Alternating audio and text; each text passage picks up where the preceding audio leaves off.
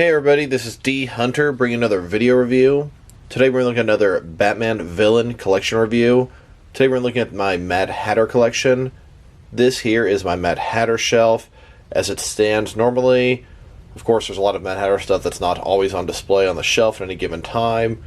We're going to look at all the various accessories, all the different Mad Hatter figures I have, all the different Mad Hatter henchmen that I have, and try to explain where most of them came from. Now to take a closer look at the Mad Hatter shelf, as you can see, a ton of different Queen of Hearts in the background. We've got a couple of bunny rabbit sort of masks that can be used to mind control people. A couple different dioramas in the back. Robotic rabbit.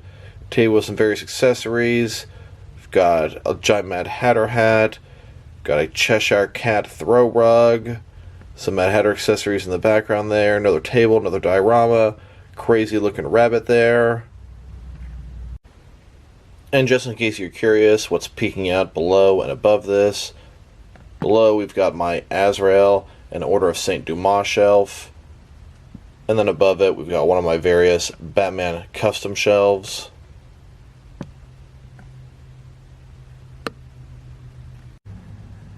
So I unloaded all the contents from Mad Hatter shelf and brought them out here to the table so we'd have a little bit more room to look at everything.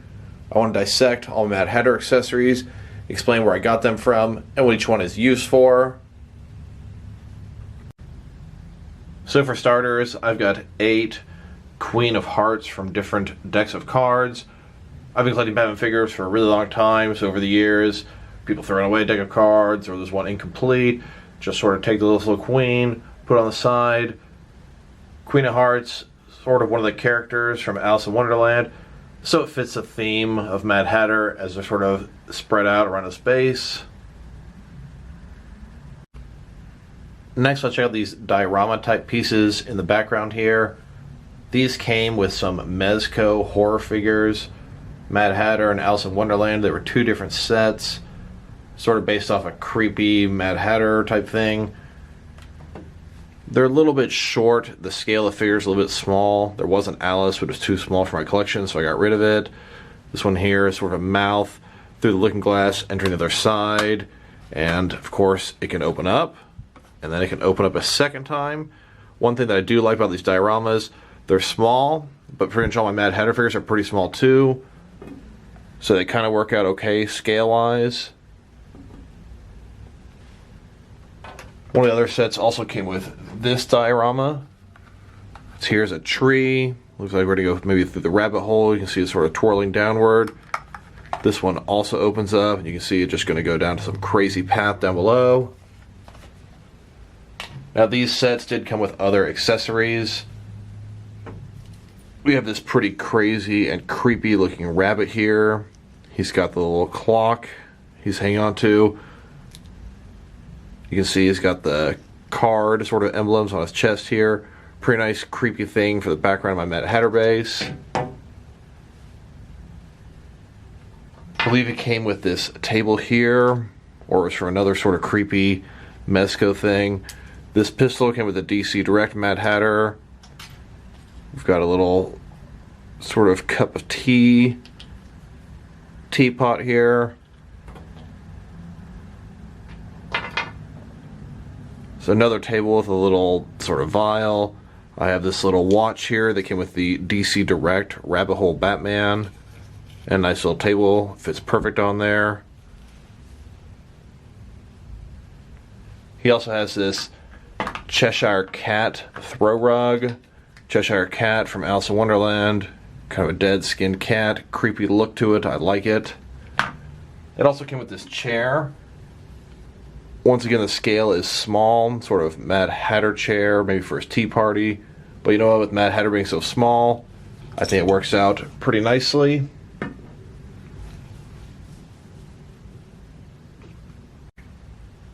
And then next here, we've got a couple of small bunny rabbits in the background.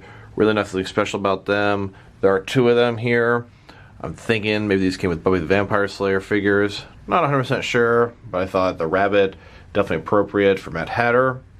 We've also got a mechanical robot rabbit in the background here. This came with a old Kenner Mad Hatter Batman the Animated Series figure.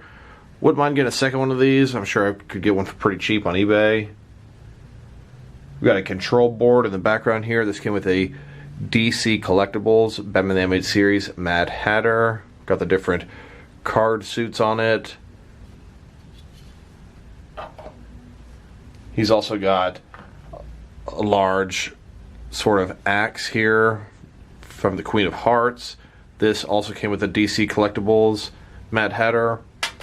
Then we've got a small cane here. This one came with the old school Kenner Mad Hatter. Large hat here. This one was an accessory for a Mad Hatter figure from that Mezco horror line, and we will check him out shortly. Next, let's check out some of the books from his display setup. I believe these came with Diamond Select Gotham Hugo Strange.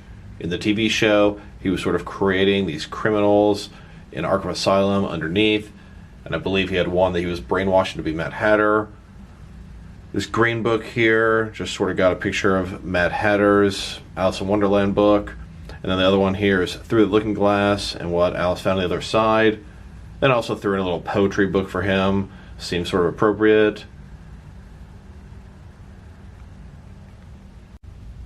And then next from his display, we've got these pink sort of bunny rabbit hats, rabbit ears. They're made of soft rubber. These came with some Jazzwares Fortnight Rabbit Raider figures. And we'll check them out a little bit later when we check this on the Hatter Henchmen.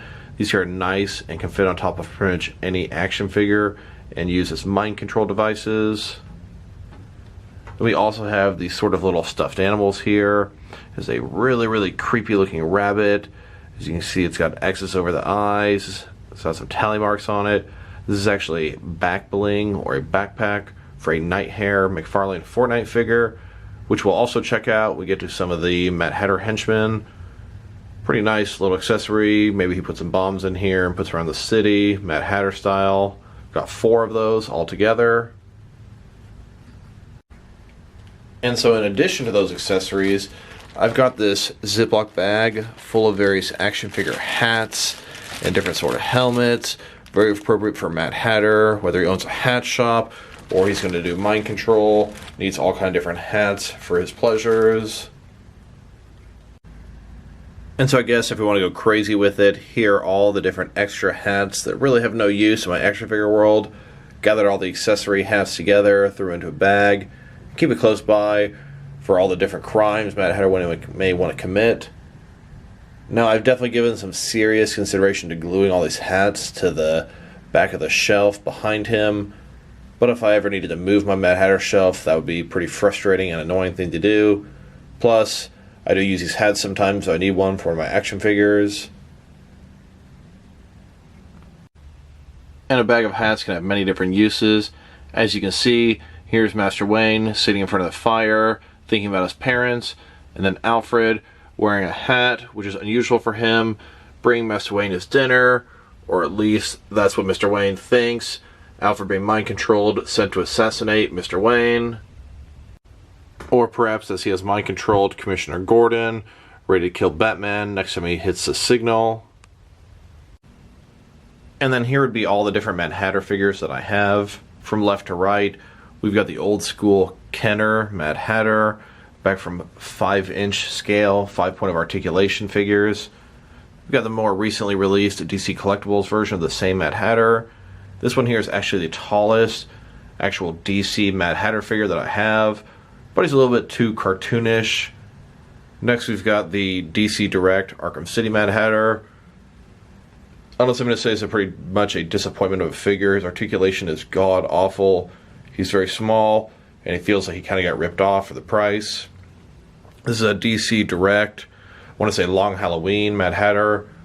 This is pretty much my favorite and default Mad Hatter for the most part. This little guy here is from that creepy Mezco horror line. And when doing research to figure out what line he was actually from, I found a whole nother line of Mad Hatter and Alice in Wonderland figures from a video game. It was like McGee's Wonderland, and there was like an Alice Madness Returns. All kind of figures. They're kind of expensive nowadays. If I ever found a lot of all of them, I might try to grab it up. Then last here is a Diamond Select Mad Hatter from the Johnny Depp Alice in Wonderland film. He's actually sort of a regular sized Mad Hatter, but he really doesn't look the way I'd like a Batman Mad Hatter to be. I really do wish Diamond Select Toys could have made a Mad Hatter from the TV show Gotham.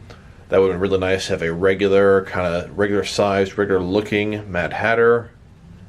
But Mad Hatter being such a sort of obscure Batman villain, he's gotten more love than I would have ever expected.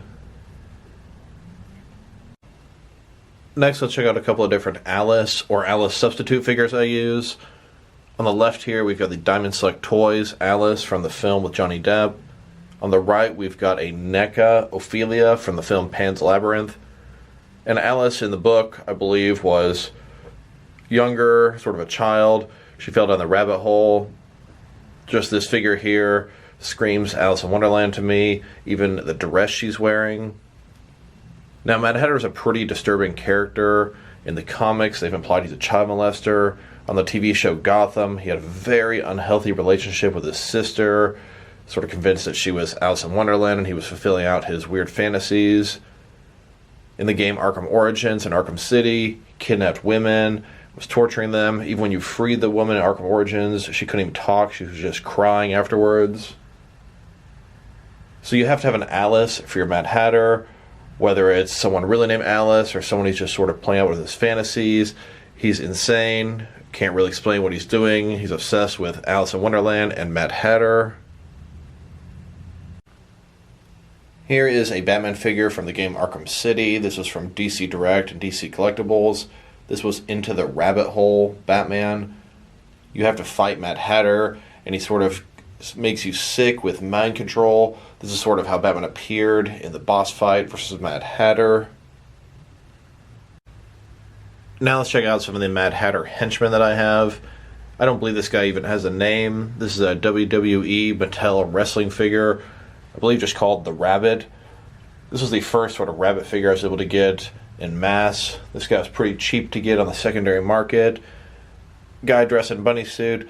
Seems like it works pretty good for Mad Hatter henchmen. In semi-recent history, Jazzwares released a 6-inch Fortnite Rabbit Raider figure here. I thought these worked pretty good with the animated Mad Hatter. They're a little bit smaller and a little bit more cartoonish looking. That's where I got the pink bunny ears from. I like to take them off these guys and keep them at Hatter base when I'm not using these figures. These guys have sort of a serial killer vibe to them. They've got that Jason Voorhees hockey mask. I thought these were good Mad Hatter Thugs, kind of creepy rabbit looking guys. And if that's not good enough for you, you feel like the Rabbit Raiders are too cartoony, I took a bunch of these Marvel Legends guys that are just suited action figures. I use these as civilians in my action figure world. And that's what I love about these pink bunny ears. Took these off the Rabbit Raiders. They're a soft material. You can see they're sort of bendy. You can take them, you can pretty much fit them on any action figure from almost any line. Bam, pop it on there, and you've got yourself a mind-controlled Mad Hatter Thug.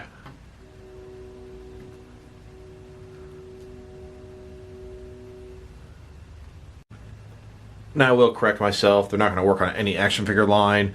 They're kind of tied to the Marvel Legends figures as it is. The Jazzwares are on the smaller end of 6-inch figures. But here you go, some regular civilians mind-controlled by Mad Hatter. And now very recently, McFarlane released these Nighthare figures from Fortnight. These are some absolutely creepy looking bunny rabbit figures. I mean, look at this guy. He's got sunken in eyes, floppy ears, tally marks all over him. Sort of a cross between Mr. Zaz and Mad Hatter. Very interesting. I think these were great, sort of Arkham-ish, creepy bunny rabbit feel to them. These are the guys that also came with these little stuffed rabbit backpacks. They attach to the back of them with this peg. Really, really cool. Do think these are great sort of Mad Hatter props or weapons. And if you wanted to, you could even use these wild card Fortnite figures as Mad Hatter henchmen because they have the sort of playing card theme and look to them. I personally don't use them as Mad Hatter henchmen. For me, I got 2 full sets of these to use as my sort of Arkham style Royal Flush Gang in my Batman action figure world. I do think that these wildcard figures would make great Joker Thugs, Royal Flush Gang, or Mad Hatter Henchmen, depending on what you want to use them for. And then here's Mad Hatter having a tea party with Alice, a couple of his mind-controlled henchmen serving the tea party for them. I will say, doing this video makes me really wish that I had a Donnie Darko creepy rabbit figure for the background of my Mad Hatter base. And it really makes me want to track down those McGee, Alice video game action figure collections. There are some cards, Cheshire Cat, different tall exaggerated hat, some card henchman figures. I think they'd be good for the background of my Mad Hatter base. Of course, if I did that, I'd probably have to have 2 shelves for Mad Hatter. So that pretty much concludes this video. That is my Mad Hatter display and my Mad Hatter collection. It's a pretty large collection considering what obscure Bat Rogue this is. But you know what? I think it's pretty cool having all these extra custom and substitute accessories to enhance my Mad Hatter villain display. So tell me what you guys thought about my Mad Hatter display and collection in the comments below. If you like this video and it does well, I'm thinking maybe I'll do more Batman villain collection displays. Maybe we'll do Professor Pig next. So this is D Hunter. Thank you guys for watching this video. If you liked the video, press like below. If you have anything you want to say about the video, add to the comment section. If you want to see additional action figure reviews or action figure display collection videos from me, press subscribe. I do appreciate when you do that. Once again, this is D Hunter. Thank you guys for watching this video, and I'll talk to you guys real soon.